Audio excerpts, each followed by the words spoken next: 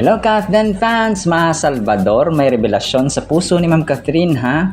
Sobrang masaya si Ma'am Catherine mga kasus. Tapos si Alden naman ay na-in love sa concept. Ano kaya tong concept na ito mga kasembreros no? Tapos na-in love siya. And then may pagbati no si Alden.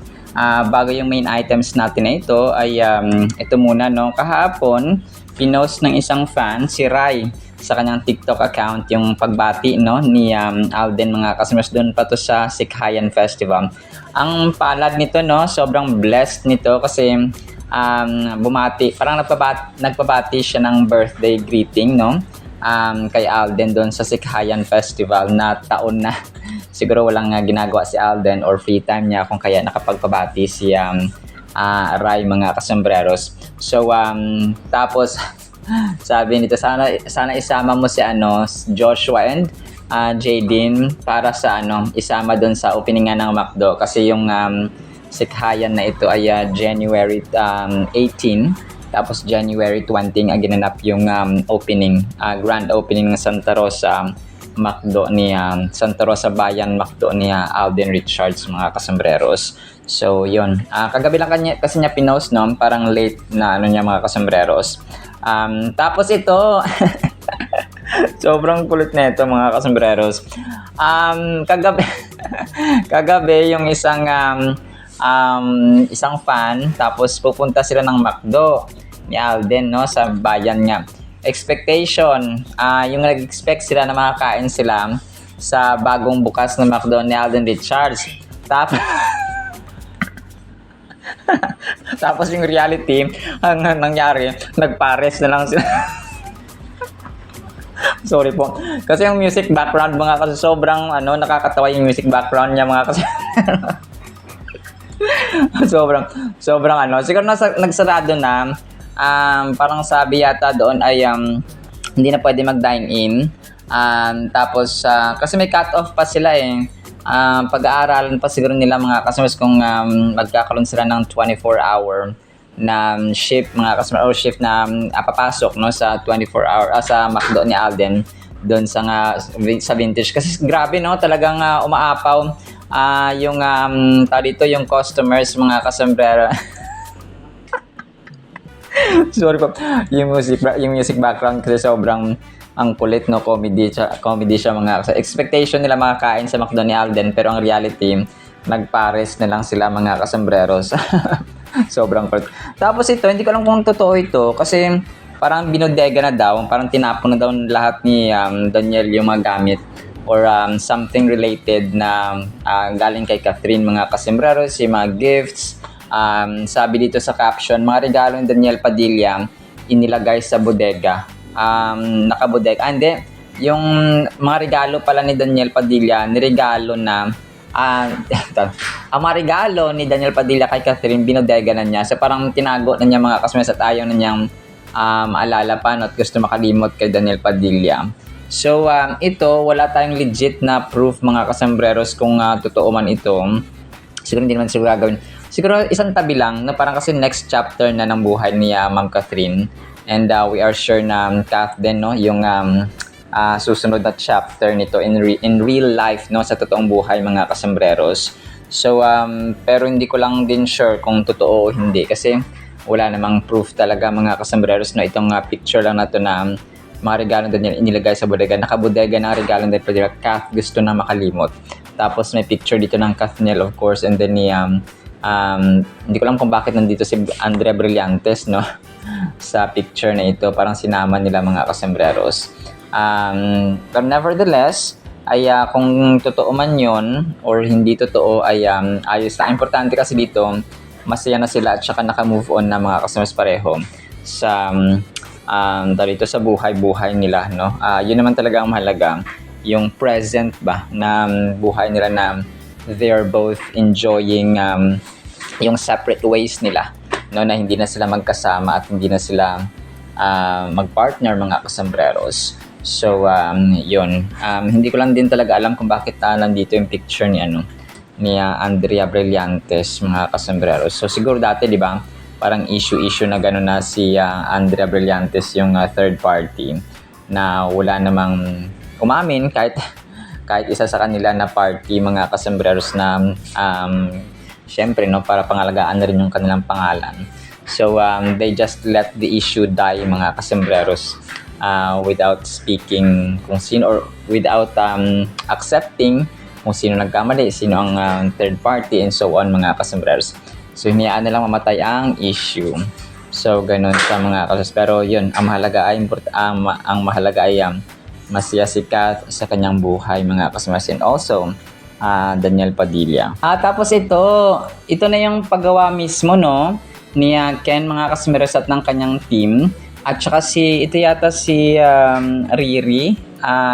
Riri, parang something like that na yung pangalan ni Sir, no, na parang nag-lead din dito sa ibang designs. So ito po ay posted ni Ken, ng Ken Creative Designs, sa mga kasembreros. So ito yung team ni Ken, parang collaboration yata, or nag-collaborate ang team ni Ken at saka ni Riri na na tumulong, no, sa disenyo, mga kasembreros, doon sa McDo nga ni Alden, mga kasembreros. So kagabi lang nila pinost. So ganoon naman talaga, no, kapag yung sa main event pa siya at hindi pa natatapos yung main event, ay hindi pa nila pwedeng i-upload yung mga behind the scenes. So ang galing, no, ang galing ng concept na ganito, mga kasembreros. So tapos yung results niya ay nasa dulo ng video, mga kasembreros, no. So ang galing po. Pwede ko tong i-play mamaya, no, para ma-appreciate po ninyo, mga kasembreros. So team effort ang nangyari dito. So sa McDo ni Alden, mga kasembreros. Tapos yun, yung sabi natin kanina na in love si Alden sa concept. Ito po yung concept ng Stars on the Floor. Mamaya i-play ko rin po ito, mga kasembreros. And nagulat ako na yun pala yung sinabi niya na in love sa concept na yung ginawa nila previously. Parang yung mga do's and don'ts na gagawin nila this season. Tapos of course yung pasabog, yung na-highlight dito. Kasi kakapost lang ito kagabi ng Kapuso PR sa kanilang Facebook page, mga kasembreros, sa TikTok. So hinighlight nila dito yung art of dancing, mga kasembreros. Hindi lang siya, parang sasabihin niya, hindi lang nakatutok sa isang concept, isang angle, isang aspect ng pagsasayaw, mga kasembreros. But marami siyang mukha, marami siyang factors, marami siyang aspects, and marami siyang elements na pwede mong paglaruan, mga kasembreros. Yung stories ng mga star duos, and yung yung mga turns na gagawin nila, na ginawa nilang season 1, mga kasembreros. So ngayon ika-collaborate din nila, mga kasembreros, this season sa performance ng mga competitors. Tapos ito, isang fan din siya, no. Akala ko na si Jason Starr. Sabi niya, na-miss ko lang sila, mga kasembreros. Si ate po ay na-miss niya ang Kath din, no. During Hello Love Goodbye na picture yung kanyang finlash sa likod, mga kasembreros. So na-miss ko lang sila, and na-miss din natin sila, no. Milyong fans ang na-miss ang Kath din, mga kasembreros. So dito ko nakita na kakapost lang ito kagabi. Dito nakita na marami pa rin talaga, no, ang nagmamahal sa Kath din, kahit na sabihin nating tahimik, mailap sila sa public na magkasama, and so on, mga kasembreros. Nakita natin yung dumadami pa rin ang sumusuporta sa kanila, because their silence speaks louder and clearer, mga kasembreros. And yung pattern talaga, no, kagaya na mention natin dun sa yung main item natin dun sa previous vlog natin today, ay may sariling business, or parang nag-invest na rin si Ma'am Catherine sa hotel or sa condominium units, mga kasembreros, no, na business. So si Alden may business, si Catherine may business. Parang nag-venture sila ba, no? After na mag-usap, ganito gagawin ko, ganito. So business ako, mag-open ako ng McDo, ganon. So wala man tayong parang balita pa talaga na from TV Patrol or from ABS-CBN na may bagong business ng Catherine na condominium or hotels. Pero alam natin na doon din siya papunta. Baka ibang business lang, no? Maliban sa Amara Resort and yung Posh Nails, yung Impolo Manila, at saka iba pa, mga kasembreros. Insurances, parang alam ko si Mami Min rin siya ng insurance, financial advisor pa rin yata si Mami Min ng AIA. Hindi ko lang sure. Pero yun kasi no, sila, yung mga anak ni Mami na insured talaga yan sila mga kasambreros. So, actually maganda yung kuning pero ang kasi dito kapag malayo yung financial advisor mo or hindi mapagkakatiwalaan ng financial advisor, kailangan mo talagang kumuha ng mga mapagkakatiwalaang mga financial advisor, mga kasambreros, kasi rin yun investment din po mga kasambreros yung mga life insurances. Hindi lang siya St. Peter kundi yung life insurances talaga mga kasambreros na after 10 years ay pwede mong kunin o pwede kang mag-withdraw mga kasambreros. So meron akong kilalang ganun no? Talagang malaking tulong siya. Sobrang natutuwa ako dito kay Ma'am Donna May. 3 hours ago, couple in white attire, Miss Catherine Bernardo and Alden Richards. Tapos inedit niya yung picture ng Kathden mga kasambreros.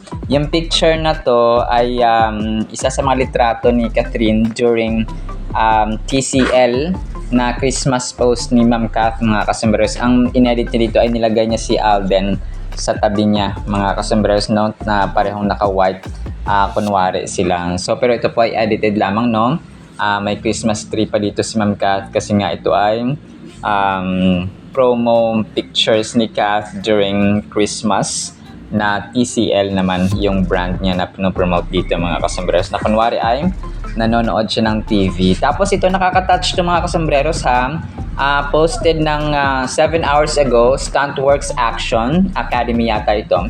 2 artista na tumutulong sa akin para mapaunlad ang Stunt Guild ng Pilipinas or AFSPI, Alliance of Filipino Stunt Professionals Incorporated. Salamat sa inyo Alden and Ding Dong. So hindi ko kalato si Sir, pero ito yung sasabi natin na yung advocacies ni Alden, kahit na ayaw niya. Kasi first time ko rin nalaman na ganito na tinutulungan nila pala yung AFSPI, mga kasambreros, Alliance of Filipino Stunt Professionals Incorporated, na yun mapaunlad. Kasi yung mga stuntman, yung mga stuntmen at stunt women, ang hirap ng trabaho nila.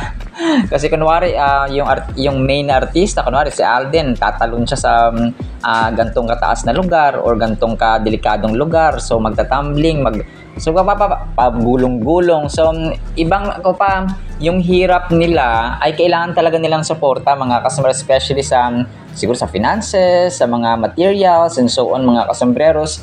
Kasi ngayon talagang kahit na sabihin mong digital age na, kailangan pa rin ng mga stuntmen and stunt women mga kasambreros, kasi may mga times na hindi talaga kaya ng isang artista kasi artista nga sila, hindi sila mga professional stuntmen and stunt women. So yun nga talagang nakakataba ng puso, talagang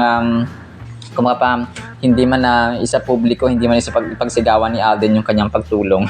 Yung mga tao mismo yung nagpo-post mga kasambreros, at saka it's their pleasure and it's their word of thanks mga kasambreros. Ang daming likes 151. 7 hours ago niya pinost ni Sir mga kasambreros, na walang pangalan dito sa Sir And ngayon ko lang din nalaman na meron palang mga samahan na ganito na Alliance Filipino Stunt Professionals Incorporated or AFSPI. So good to know and blessed to know mga kasambreros na sa mga munting grupo ng tao na hindi mo isipin nag-exist pala yung gantong uri ng organization or incorporated ay tumutulong ang isang Alden Richards at si Kuya niya Dong mga kasambreros. So talagang nakakataba ng puso ang ginagawang ito ni Alden Richards mga kasambreros. Tapos ito, ang cute ng ginawa ang cute nito kasi yung pangalan ng Facebook ay Friends Who Like Kathniel. Pero Kathden ang Kathden ang pinopost niya mga kasambreros. So 4 hours ago, ang ganda ng legs ni Catherine. Sabi niya dito. So ito yung time na nag-gym or nag-workout ang Kathden sa Canada mga kasambreros. So hindi po ito edited na picture mga kasambreros, talaga nagsama sila dito. Kasama niya sina Joros and may ibang gym coach doon hindi si Coach Mauro. Hindi nakasama si Coach Mauro sa Canada kasi nga shoot nila ito ng Hello Love Again. So parang kahit doon nag-workout pa rin sila mga kasambreros At si Joros Gamboa talaga yung masipag na mag-post ng mga ayuda nung time ng shoot nga ng Hello Love Again sa Calgary, Canada mga kasambreros. So sana talaga pag nagkaroon ng project ang dito ang Kath din ay isama nila ulit si pambansang shipper at pambansang ayuda, Joros Gamboa. So Christian ito, no? Talaga nakakatuwa rin ang buhay ni Joros Gamboa kasi I've been seeing his posts na about sa Word of God, no? Spreading the gospel, miraculous acts in the works of God, mga kasombrero. So salute to you, no? Sir Joros Gamboa. So yon, may nag-post ulit dito kagabi, nag-aabang din ng update, no, ng Elena 1944, tsaka yung Madame Tussauds, of course, mga kasomberos, kasi January 24 na. So nag-aabang ang lahat, mga kasomberos. So may isa dito na nag-post, no, si Ma'am Catherine from Cleo 3rd. Rom-coms aren't critic favorites anywhere. Kath did a different genre once and immediately won a famous, which says more about genre bias than her acting ability. Now, when she actually does for non-rom-com work like Elena 1944, what do you think will happen? Oh, we about to eat down. So yun, no, talaga nag-aabang ang lahat. So kasi dati, di ba, hindi in-expect ng tao yung A Very Good Girl, which was a totally different role, mga kasombrero, sa mga previous niya na mga rom-com, mga syempre Kathniel, no, talagang about romantic drama, romantic theme na mga pelikula, projects and so on, ay talagang naging kakaiba from Kathniel, no, romantic series, romantic movies, to a different level or a different genre, mga kasombrero, which is yung A Very Good Girl nga na solo era na ni Ma'am Catherine. So ang AVGG kasi ay ang pinakaunang solo project or solo movie ni Ma'am Catherine, no, after the breakup of Kathniel, mga kasombreros. Or parang hindi pa sa nag-break that time, no, 2023. Parang nag-break na nga sila, mga kasombreros. So kasi parang 2022 or 2023 November sila nag-break, mga kasombreros. So yun po, no. Talaga ang galing-galing ni phenomenal box office cinema queen, mga kasombrero, sa larangan ng acting talaga, kahit mapasino, mapaano pa dyan. And then ito, next, ang galing din ang ginawa ng isang fan dito kagabi, no, yung kanyang pinost, mga kasombrero, sa TikTok, no, parang pinagtabi niya, no, at saka pinagsama, kinumpal niya yung pictures ng Kath din, mga kasombrero, and yung isa dito ay parang in-edit niya, no, nung nagtambal yung dalawang dalawang pictures, para nabuo yung picture na panghuli. So na AI generated lamang, mga kasembreros, no, lilinawin lamang po natin. So yun po. And then ito, next item natin, medyo may dalawang items tayo dito actually, na parang below the belt siya, pero appreciation kay Sir Alden, mga kasembreros, no. Una, yung nag-interview, parang in-interview si Ilyas TV or si Ilyas niya Boy Abunda, tapos si Echo, no, si Echo Salamanca, si Echo, yung si Echo na nasa Itbulaga, mga kasembreros, na kung saan ay parang basta parang napunggian or parang something na dito, yung term na ginamit niya ay masarap, mga kasembreros, no. Pero yun, hindi ko na to further explain, mga kasembreros, no. Pero yun, appreciation siya, and at the same time ay medyo lang siya, medyo hindi pambata, mga kasembreros, yung topic dito ni Echo at saka ni Ilyas. So si Ilyas yung kumakanta ng mga green, para mga green lyrics green lyrics, mga kasembreros, medyo bastos yung kanyang mga kanta na iba, mga kasembreros. So yung kay Tito Boy yata na interview, sabi niya sa kapugian lamang daw si Alden, tapos sa pasarapan na doon, parang gano'n, pero pangit siya, mga kasembreros, no, hindi siya gaanong ideal na tapos marami ang nambabash sa kanya na wala ka sa kalingkingan ni Alden, parang gano'n. So yun po, no, pero hayaan na natin siya kasi medyo off yung kanyang sinabi. Tapos next item, sige, main item natin, mga kasembreros, nag-post kagabi ang isang yung isang admin dito, no, na kung saan nga ay sinasabi niya na si Maha Salvador, na ate Madge ni ni Catherine, ay sabi niya dito ay let's see. So PH Celebrity Pulse, Ma Salvador breaks her silence but only says one line. Fans left stunned, confused, and emotionally stirred about or after her careful words about Catherine Bernardo's heart. No names, no confirmations, just a quiet statement that sparked intense curiosity and online debate.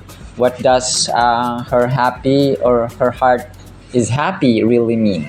And why did Maha choose silence over detail? Why did Maha choose silence over details at this moment? So yun, read more below in the comments. So tapos nakakatuwa dito yung picture kasi na ni Alden at saka ni Kat dun sa may pagbigay ng flowers ni Alden, no, dun sa may birthday niya. Yung nakalagay dito. So Ma Salvador may revelasyon, masaya puso ni Kat dati pa. So yun, no, masaya after ng Hello Love Again mga kasembreros yung heart ni attorney kasi nga dito mas lalo nila kilala ang isa't isa ni Alden at ni Kat mga kasembreros. So after kasi ng Hello Love Goodbye, so hindi sila nagkasama physically. So nung Hello Love Again, so dun ulit, no, parang nagkaroon sila ng getting to know more each other mga kasembreros. So which definitely advantage at beneficial kina Alden at kina Kat mga kasembreros kasi nakilala nila, mas lalo nakilala ang isa't isa. So that's the most important thing. Nakilala nila ang isa't isa mga kasembreros. So masaya siya, no? We can definitely sense mga kasembreros na Ma'am Catherine ay masaya. Yung puso niya ay masaya. Yung dati pa masaya hanggang ngayon mga kasembreros. So nakita naman sa mga posts niya, no, na talagang ngayon ay ingat-ingat na si Ma'am Catherine. Unlike dati na may mga party days pa. Tapos tao dito, may mga basta gala-gala, no. Ngayon gumagala naman siya. Pero talaga makita mo na very careful na si Ma'am Catherine. More careful sa kanya mga pinapost, no. Nagmamature na nga. So nag-uusap talaga ang dalawang ito na.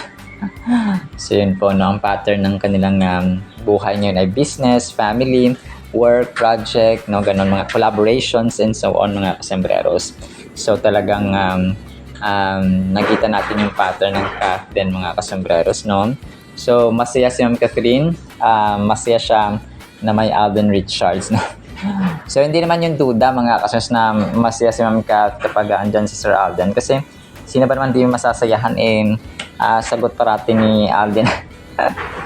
De, joke lang po. Nanilibre din naman si Ma'am Catherine, no? Pero hindi natin didetalye. No, si Joros Gamboa lang talaga makapagsabi niyan na kung sino sa kanila. Pero dati daw sa Canada, talagang parating si Alden ang taya. Siyempre, no, siya yung lalaki. So siya yung parati yung taya mga kasembreros para mapasaya si attorney, ganon. So yun po, no. So we're happy that Kat's heart is also happy mga kasembreros. So yun po. And then ito, next item natin, kulitin ito mga kasembreros. Sabi niya, dying to see inside. Alden Richards' new project is a total killer. The Pambansang Bay has done the unthinkable. So ito yung rin part din ng kanyang pagbukas ng bagong McDo, no, na sobrang creative sa Barangay Kanluran sa Santa Rosa Bayan mga kasembreros. So of course, no, maraming mga bagong ginawa si Alden ngayon. Yung sa Big Tiger, naging kontrabida siya. And of course, yung mga collaboration with Nadine Lustre na hindi natin in-expect and no one actually expected it mga kasembreros. Tapos, sige, last item natin mga kasembreros, yung Alden Alliance, OFC or Official Fans Club mga kasembreros, no? This will be the last item. 3 hours ago, nagkaroon sila ng flashback, no? January 23, 2018. So, tapos hawak-hawak nila yung tag dito, yung banner or tarpaulin ni Alden Richards, no? Alden Alliance. Grabe, no? 2018. So, that's 8 years na. So matagal na mga kasembreros. Tapos si Miss Nate Gonzaga yata yung dito, yung leader or isa sa mga leaders mga kasembreros ng Alden Alliance. So talagang grabe, no? Talagang sa mga fans pumipila sila. bumabiyahe, no, gagastos, for the sake of fandom, mga kasombrero. Talaga nakaka-amaze din ang talaga nakaka-amaze talaga yung mga magiging solid fans ka, mga kasombrero, ng isang artista. Kasi ano yun, pag ginagawa nila yung todo effort nila for the sake of support and pagmamahal nila na tunay at sincere, mga kasembreros, kay Alden, and maging sa ibang artista naman at sa ibang fandoms, mga kasembreros. So ganoon po siya. Alright, so yan lang siya sa ating Kathleen items. Ipi-play ko po itong kay Alden na bumati siya, tapos yung sinabi niya dito sa Stars on the Floor, and then try ko din itong i-play itong sa kay Ken, mga kasembreros, na gumawa sila ng tawag dito ng palamuti or design doon sa Macdo Bayan nga, mga kasembreros, or Santa Rosa Bayan. Tapos pakinggan natin ang napakagandang salita po ng Panginoon afterwards. Isang pinagpalang araw po sa bawat isa. Yan to Ray, Sionil, happy birthday sa'yo. Hope to see you soon, and sana isama mo si Justin and JD. Punta kayo sa opening ng Macdo on Tuesday, January 20. What Stars on the Floor has is sobrang na-immerse lang ako within the show, that na-in-love ako sa concept niya and the way it highlights the art of dancing. I think yun yung isa sa mga major factor kung bakit nasabi kong it's one of the best. Kasi how they highlight the stories of the star duos at the same time, in the different concepts, and yung mga twists and turns na ginawa namin during season 1, na we try to collaborate different things to incorporate into the performance.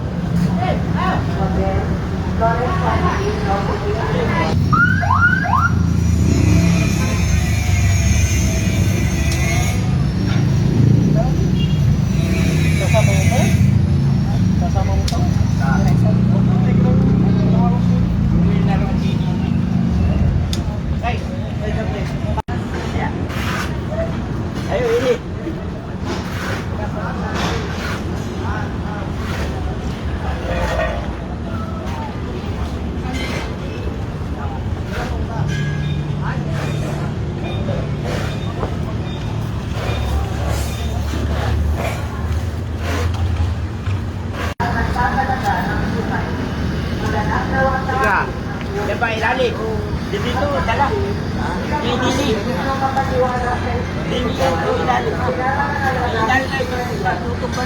Dili ibabaw yan. Ay, ilalarawan natin.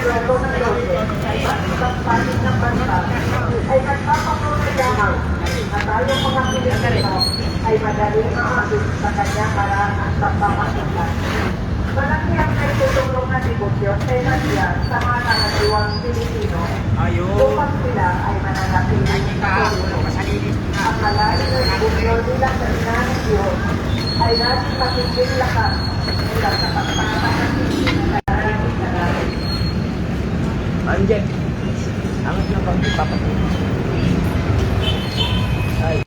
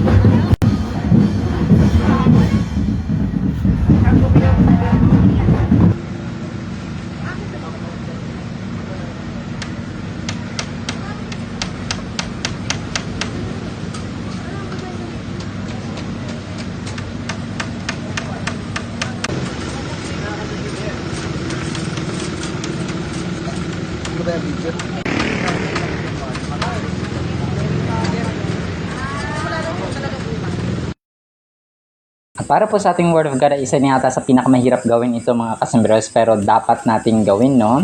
Kasi ang title natin ay Kaaway Mo, Mahalin Mo. Medyo mahaba po ito mga kasambreros, pakinggan na lang po natin ha.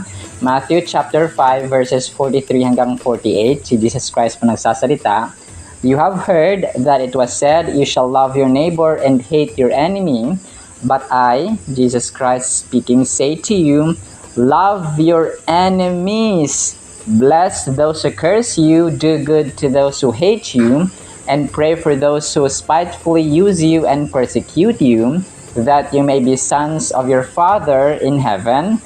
For he makes his sun rise on the evil and on the good, and sends rain on the just and on the unjust. For if you love those who love you, what reward have you? Do not even the tax collectors do the same? And if you greet your brethren only, what do you do more than others? Do not even the tax collectors do so? Therefore you shall be perfect, just as your Father in heaven is perfect. Napakalalim at napakahirap nito mga kasambreros gawin, no? Kasi una dito ay mahalin natin ating kaaway, yung kinamumuhian natin, yung kinakukuluan ng dugo natin, yung kagalit natin, and sa pa dito ay maging perfecto daw tayo kasi ang ating tatay sa langit ay perfecto mga kasambreros. So dalawang bagay na napakahirap gawin sa ating level bilang mga tao, no, bilang mga mortal beings mga kasambreros, bilang nasa physical world tayo mga kasambreros. So pero ang Diyos natin, ang ating gagawin dito mga kasambreros, kumaga pa ilagay natin yung ating sarili sa sitwasyon, o ilagay natin si Jesus Christ sa ating situation. Kung si Jesus Christ, kaya anong gagawin niya? Papatawarin niya ba? Ito ba yung gagawin ni Lord Jesus? Ito ba yung gagawin niya? Bilang mga anak ng Diyos, ano bang gagawin natin? So, ganoon siya mga kasambreros. And always think of the cross, okay? Yung krus mga kasambreros sa Calvary mga kasambreros, no? Ay reminder sa atin parati ng kabutihan ng Diyos na pinatawad niya tayo sa ating mga kasalanan at binigyan tayo ng access sa heaven, no? Tapos nag-reconcile tayo, tinubos na tayo mga kasambreros ng mga times na wala nang nagmamahal sa atin, worthless na tayo, valueless na tayo. Kung ang tao ay ready na itapon sa impyerno. Pero by the grace of God, by the great love of God, mga kasambreros, ay binigyan niya pa tayo ng ng second and actually maraming chances mga kasambreros, no? So that is why He sent His only Son, Jesus Christ, mga kasambreros, begotten and loved by the Father, mga kasambreros. So and yun nga, no? Yung ating examples dito na ginagawa mga kasambreros na mga sikat, no? Ay yung asawa ni Charlie Kirk na si Erica Kirk na pinatawad yung pumatay sa kanyang asawa. Tapos si Kuya Jerry, no, na na-interview ni Tony Gonzaga, mga kasambreros, na namatay yung kanyang pamilya, yung anak niya at saka yung asawa niya. Pero pinatawad niya pa rin yung nakabangga ng van, mga kasambreros. So they're just two of the living witnesses and proofs ng mga kasambreros na kaya, no, kung sa awa ng Panginoon. Kung kaya sa level ng tao, kung mapapag normal na tao lang, pag ordinary lang na tao na walang pananampalataya sa Panginoon, imposible talaga siya, mga kasambreros, kapag wala tayong pananampalataya at malalim na relasyon sa Panginoon, mga kasambreros. That is why kung ang relationship natin sa Panginoon ay okay, maayos, malalim, mga kasambreros, intimate, yung ating relasyon sa ating kapwa-tao, kahit kaaway pa yan, ay nagiging smooth, mga kasambreros. At kung pa ordinaryong tao tayo, but we become extraordinary, no? Kapag may relasyon tayo sa Panginoon, mga kasambreros. Kung pa kakaiba tong taong to, hindi nagagawa to ng normal na tao. Napatay yung kanyang asawa, napatay yung kanyang pamilya, pero pinatawad niya pa rin. There's something, no? There's something, and should be known and should be malaman din ng iba na may Diyos, no? May Jesus Christ, na dapat na establish tayo ng pananampalataya, ng pananalig at ng relasyon at connection sa Diyos, mga kasambreros. Kasi useless ang buhay, mga kasambreros, kapag wala pa ang Diyos sa ating existence sa mundong ito. So kung kaya mahirap man siya, no, pero dapat, mga kasambreros, at yun, nagkakaroon ng fulfillment kasi, no, nagkakaroon ng fulfillment. I cannot explain it to you kapag wala po kayong kumaga pamalalim at close na relationship, mga kasambreros, sa Panginoon. Only those who have a close and intimate relationship, mga kasambreros, sa Panginoon, nagkakaroon po ng parang gantong mindset, gantong ugali, no, gantong nature, mga kasambreros. So sa akin nga, di ba, pag may nagko-comment minsan sa ating YouTube channel na ganto ganyan, so pinapasalamatan ko na lang at binibless ko pa rin, mga kasambreros. So kasi sabi dito ni Lord, kung nagpapatawad tayo at minamahalan natin yung mga tao nagmamahal sa atin at hindi yung kaaway natin, so ano yung kakaibahan, ano yung kaibahan natin? Ano yung distinction natin ba? Ano yung difference or uniqueness natin, mga kasambreros, na isa sa mga goals na dapat natin maging kaiba? No, hindi tayo dala lang, hindi lang tayo dapat nagpapadala sa takbo ng mundo, mga kasambreros, na ang mga tao galit sila sa kaaway nila, pag napatayan sila ng or pag ginawan sila ng masama, dapat gawan nila ng masama.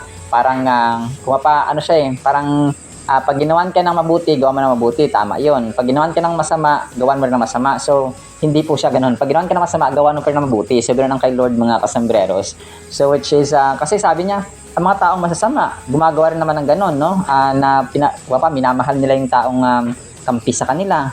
So pag hindi nakakampi, ganito na yan. So parang ganun, mga kasambreros. Kasi ang tax collectors dati, nung binigay na example dito ni Jesus Christ, yung mga tax collectors ay ganun din naman ang ginagawa, no? So mga corrupt kasi mga kurakot kasi, at saka magnanakaw yung mga tax collectors dati, mga kasambreros, no? So kahit din naman ngayon, no, nangyayari pa rin siya, mga kasambreros. This verse from the Bible teaches us a radical concept that goes beyond human instinct and societal norms. It challenges us to love not only those who are kind to us, but also those who may hurt us or wish us harm. So yung mga tao nga na nakakasakit na sa atin, no? This teaching encourages us to respond with love and compassion instead of seeing retaliation and revenge as justified responses in a world. So sa mundong ito kasi, ayaw nila ng mga martir, no? Ayaw nila na pag nasasaktan ka, for example, lumaban ka, wag kang magpa-apti, no? Wag kang magpakamartir, and so on. Hindi na uso yan. So ganun ang talagang sinasabi ng tao sa mga taong nagpapakamartir. Pero pag pinapasa Diyos mo lahat, mga kasambreros, at saka may pananalig ka na everything happened for a reason. So ganun kasi ang faith, dito rin papasok ang pananampalataya na you think and you trust God. That is why it happened for a reason. Kagaya sa akin, di ba? Nagkasakit ako dun sa Maynila, nagkaroon ako ng acid reflux, so kailangan ko umuwi dito. So I never blamed anyone, no? Kasi kasalanan ko naman talaga. Tapos, siguro sa iba, no? Lord, bakit ganito ganyan? Nag-serve naman ako, naglilingkod naman ako sa iyo, pero bakit nagkasakit pa ako, ganito ganyan? So isang bangungot, no? So parang ganun, no? Pero hindi, no? I trusted God na everything happened for a reason. So yun, na-realize ko na talagang pagdating ko dito, for how many years or how many months, mga kasambreros, ay na-realize ko na ganun pala. kasi wala akong na-establish na relationship kay nanay kasi doon nga ako lumaki sa Sultan Kudarat. Tapos nung umuwi ako dito ng graduation, 2 months lang ako. Kasi doon talaga ako lumaki at saka doon ako sinilang sa Sultan Kudarat, mga kasembreros. Tapos nung doon ako sinilang, doon ako lumaki hanggang graduate ng college. Tapos hindi ako dito tumira, no? Tumira ako, nagbakasyon ako one time dito sa amin, 1 year lang. So yun, tapos diretso ako sa Manila. So doon ako tumagal ng 8 years, mga kasama, sa Manila. So as in, wala kami na-establish na relationship ni nanay ko, no, ng family ko, mga kasama. Tapos dito ko nang discover na lolos boy pala ako, na mamas boy pala ako. So ganun siya, no. And sabi ko nga, and sinasabi din sa Biblia na ngayon hindi mo maunawaan, pero later you will understand. And that's what happened sa akin din, mga kasembreros. And I'm a living testimony or proof, mga kasembreros, na tiwala tayo sa plano ng Panginoon. As long as we serve God, as long as we read and meditate and follow His commands sa Biblia, nananalangin tayo, we trust Him always, mga kasembreros. Whatever happens sa atin, masabi natin na tiwala tayo sa Panginoon because He knows the perfect will, the perfect way, and what's better for us, mga kasembreros. Alam na alam ng Diyos ang kung ano ang mas nakakabuti sa atin kumpara sa ating sarili, mga kasembreros. Imagine the power of transforming animosity into goodwill, of turning enemies into friends through the power of love. So, kung yun nga, no, sabi dito, mga kasembreros, ay may power, may kapangyarihan talaga, mga kasembreros, sa pag-ibig. And Jesus Christ Himself, the greatest example, na sa kabila ng kanyang dinanas, no, pinako siya sa krus ng mga Romano, ay nagpatawad pa rin siya na on that very moment, mga kasembreros, sa krus, habang nakahang siya doon, habang nakabitin siya doon sa krus, mga kasembreros, sabi niya, forgive them, Father, forgive them, for they do not know what they are doing. So yun siya, no. And Jesus Christ is the most perfect example talaga, mga kasembreros. Sabi natin, Diyos siya, of course, Diyos siya. Pero He was in the flesh, no? Nasa katawang tao siya at that time nung pinapako siya sa krus, mga kasembreros, and yet nagpatawad siya. And ginawa niya yon para mag-set na example, no, na ehemplo sa atin, na kung saan ay tayo, mga tao, nasa laman at nasa flesh ngayon, nasa physical world tayo, mga kasembreros, ay gawin natin yung kanyang ginawa because part yun ng kanyang pagiging perfect example sa atin. So as a final thought, think of navigating life's demands, work pressures, family obligations, where extending kindness to those easy to love feels like second nature. But imagine showing that same compassion to those who challenge you. So, mahirap, no? Ang mahalin mo yung tao nagmamahal sa'yo, yung nagkikare sa'yo, nag-aalaga sa'yo, nag-iingat sa'yo, ay madali, no? Pero yung mahalin mo yung taong kinamumuhian mo, that's something na unique and special, mga kasembreros. And that is what God wanted us to do, mga kasembreros. Kung kaya sa ating buhay, mahirap man, pero kaya at posible. Parati natin isipin, may mga bagay na imposible para sa atin, pero yan ang agenda ng Panginoon. Isa sa mga agenda niya, or actually agenda niya talaga ang gawing posible ang mga bagay na imposible. Kasi kapag posible yan, tapos nagawa ni Lord, parang easy lang, no? Parang, kaya naman, so kaya naman kahit walang tulong ng Diyos, kahit walang... So, pero pag imposible yan, pero nangyari, ano kaya nangyari? So, that's faith, no? That's the work of God, mga kasembreros. Amazing and marvelous work of God na hindi kayang gawin ng tao.